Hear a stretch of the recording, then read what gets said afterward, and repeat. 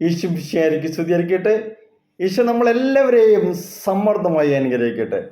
നമുക്ക് ഇന്ന് ഉൽപ്പത്തി പുസ്തകത്തിലെ 4-ാം അധ്യായത്തിലെ 7-ാം തിരുവചനം വായിക്കാം. ഉചിതമായി പ്രവർത്തിച്ചാൽ നീയും സ്വീകാര്യനാവുകയില്ലേ?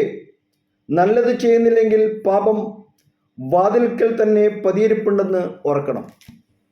Praise the Lord.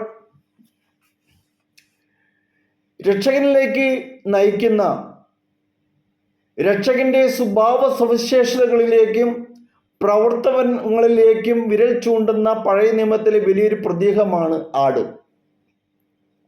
കുഞ്ഞാട്, ചെമ്മരിയാട്, കോലാട്, ആട്ടിൻകുട്ടി, മുട്ടാട്, കൊറ്റൻ എന്നിങ്ങനെ പല രൂപത്തിലും ഭാവത്തിലും ഈ പ്രതീകം പ്രത്യക്ഷപ്പെടുന്നുണ്ട്. മുഖ്യമായും ബലിമൃഗമായിട്ടാണ് ആട് ബൈബിളിൽ കാണപ്പെടുന്നത്. അതേസമയം സൗമ്യതയുടെയും ശാന്തശീലത്തിൻ്റെയും ഒപ്പം ശക്തിയുടെയും ആധിപത്യത്തിൻ്റെയും പ്രതീകമായും ആടിൻ്റെ ചിത്രം ഉപയോഗിക്കുന്നു. ഞാനും എനിക്കുള്ളത് മുഴുവനായും ദൈവത്തിൻ്റെതാണ് എന്ന് ഏറ്റുപറഞ്ഞ് സമ്പൂർണമായി സ്വയം സമർപ്പിക്കുന്നതാണല്ലോ ബലിയർപ്പണം.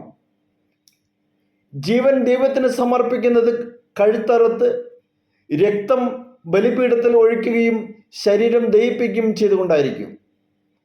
എന്നാൽ മനുഷ്യന് സ്വയം വധിക്കാൻ സാധിക്കുകയില്ല. അതിനാൽ തൻ്റെ ജീവന് പകരം ഒരു ആടിനെ ബലിയർപ്പിക്കുന്നു. അങ്ങനെ ആട് ഒരു പകരക്കാരനായി മാറുന്നു. ഇടയന്മാരാണ് ഇപ്രകാരമുള്ള ബലിയർപ്പിച്ചിരുന്നത്. കർഷകർ തങ്ങളുടെ കാർഷികോൽപ്പന്നങ്ങൾ കാഴ്ചവസ്തുവായിട്ട് സമർപ്പിക്കുന്നു.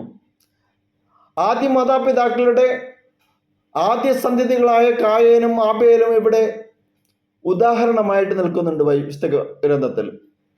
ആബേലിൻ്റെ ബലി സ്വീകരിച്ച കർത്താവ് കായലിൻ്റെ കാഴ്ച തിരസ്കരിച്ചു എന്ന് പറയുമ്പോൾ ദഹനബലി ദാനബലിയേക്കാൾ കൂടുതൽ സ്വീകാര്യമാണെന്ന് തോന്നാം. എന്നാൽ അതല്ല.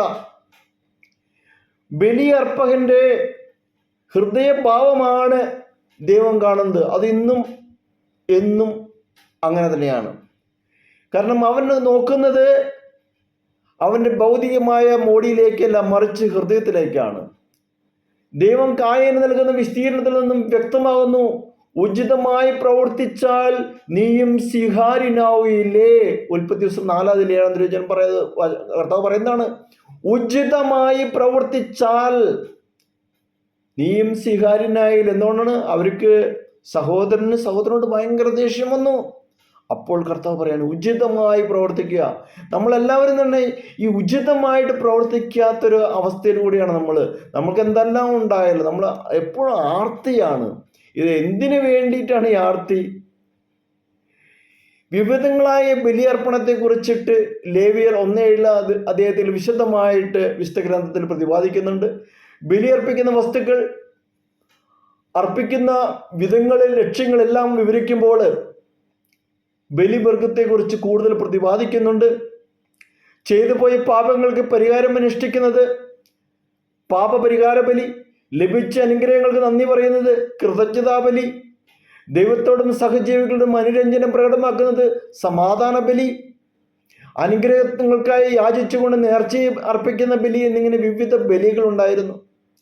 ബലിവസ്തു പൂർണ്ണമായി ദഹിപ്പിക്കുന്നത് സമ്പൂർണ്ണ ദഹനബലി, ബലിവസ്തുവിൻ്റെ ഒരു ഭാഗം ദഹിപ്പിക്കുകയും ബാക്കി ബലിയർപ്പിക്കുന്ന പുരോഹിതന് കാഴ്ചയർപ്പിക്കുന്ന ഭക്തനും ഒരുമിച്ച് ഭക്ഷിക്കുന്ന ഭോജനബലി എന്നിങ്ങനെ അർപ്പിക്കുന്ന വിധമനുസരിച്ച് വിവിധ ബലികളുണ്ടായിരുന്നു. ഈ ബലികൾ എല്ലാം ഒന്നല്ലെങ്കിൽ മറ്റൊരു വിധത്തിൽ വരാനിരിക്കുന്ന രക്ഷകനായ യേശു അർപ്പിച്ച മഹാബലിയിലേക്ക് വിരൽ ചൂണ്ടുന്ന പ്രതീകങ്ങളായിരുന്നു.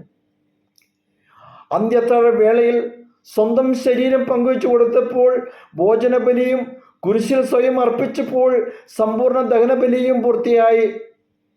ഇനിയൊരു മൃഗവും ബലിയായി വിധിക്കപ്പെടേണ്ടതില്ല. ആടുകളുടെയും മറ്റു മൃഗങ്ങളുടെയും ബലിയായി അർപ്പിച്ചിരുന്നതിൻ്റെ ലക്ഷ്യങ്ങളെല്ലാം യേശുവിൻ്റെ ഏകബലിയിലൂടെ പൂർത്തിയായിരിക്കപ്പെട്ടിരിക്കുന്നു.